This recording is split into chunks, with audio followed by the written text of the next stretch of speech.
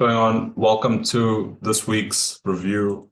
It was a busy week. Three trades taken, three wins. Yeah, a really solid week. Best week of the year. I mean, it's early. It's only week 11 of the year. But yeah, that's a good week. It's been. I was actually looking over my trading journal, and there was only one other time where I had three consecutive wins. You know, in a string of positions taken.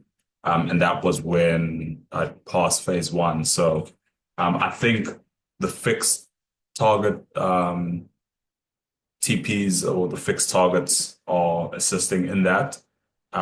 Because, yeah, with some of them, had I not said that, it actually would have resulted in another week of drawdown. So two positions on AUD long. A recap of that is on the Daily Nuggets, stay 73, if I'm not mistaken. And then a long position on silver, which will come out well from when this review is released, a couple of days' time. So two high risk positions and one low risk at the moment, taking all positions.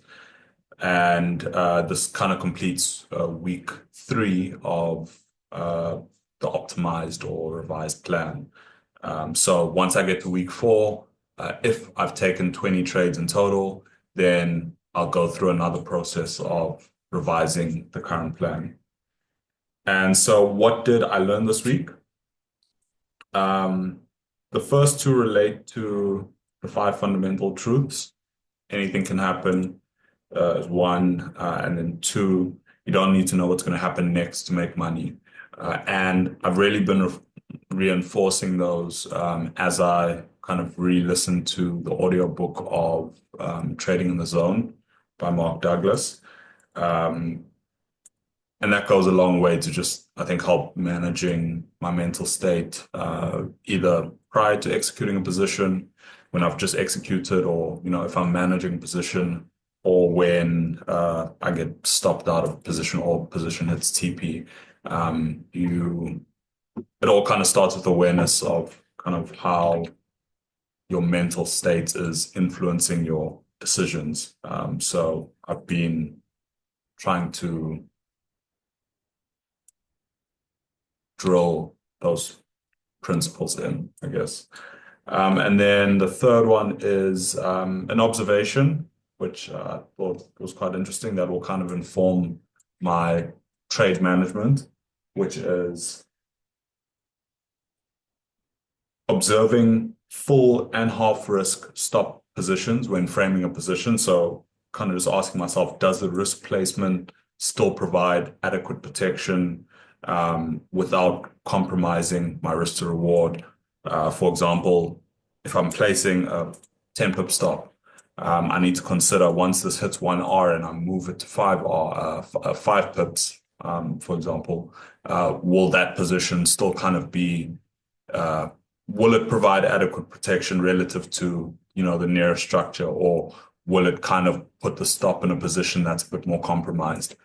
Because I'm finding that's playing a role in staying in a position after that initial displacement. Sometimes it hits 1R and I can reduce risk, but then where I move my stop to is either beyond the point of structure. And so if I'm looking for better protection, I move it, outside of, that structural low or high. And that, just ends up kind of taking away from the point of reducing exposure, because you have to reduce it at a lesser or to a lesser degree to kind of compensate for structure anyway, so why not do it from the beginning? So I just thought that was kind of just an interesting observation. And so what's the most important thing I need to work on improving this week? Completing my forecast 30 minutes before Killzone opened. I'm just observing that some missed trades are falling within an hour of my Killzone times. And so trying to observe how often that happens and if an adjustment needs to be made to my plan in terms of time.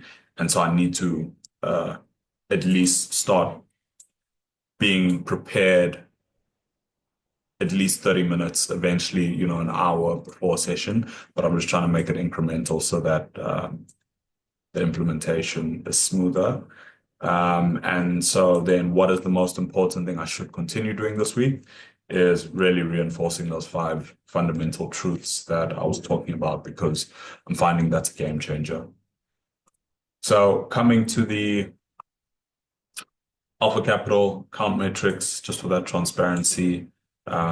Yeah, balance sitting quite nice, up from, I think the lowest point of the drawdown that I'd been, which was about 4%, back up to just below 1% now. So yeah, just over 6% to obviously reach that phase 2 target.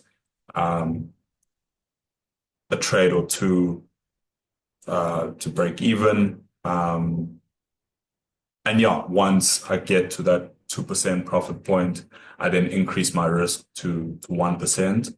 And I start to apply a bit of an aggressive trailing stop. It's not a fixed target. It's still target area set at 2R. But once it gets there, I kind of just take on an active kind of management to the trailing stop. So yeah, potential for that sooner now, given this was quite a good week. And that's the week. Interestingly, this is also after NFP week. Yeah, and that's been a recurring theme where NFP kind of sets the stage, and then the rest of the months, the market kind of has clear direction. And that's just something I'm noting and paying attention to, even in back testing. That was a week. If you want to see the detailed trade recaps, make sure you're staying tuned on the Daily Nugget. If you've made it this far, thank you. Please consider liking this, subscribing to the channel, and sharing this with anyone who could benefit. As always, remember that consistency is the choice you make. You start doing the things you should be doing day in and day out.